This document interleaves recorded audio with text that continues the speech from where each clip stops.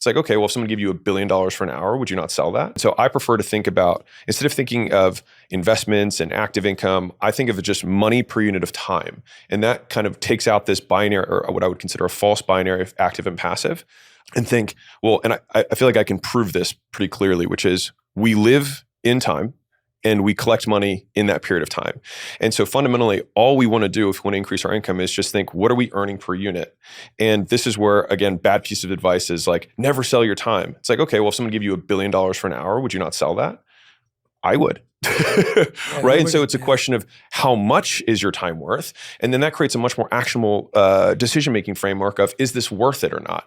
And to ladder up to the active versus passive, it's how active is it versus how passive is it?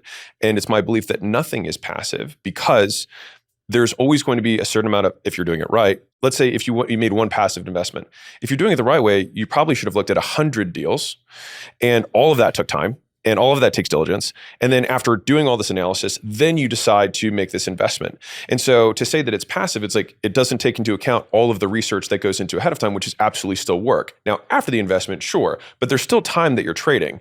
By first breaking that idea of like, in order for me to get rich, it must be something that I don't trade my time for, I think is like big myth number one. So if we assume that, then we say, okay, I have to trade my time for money because money comes in over time.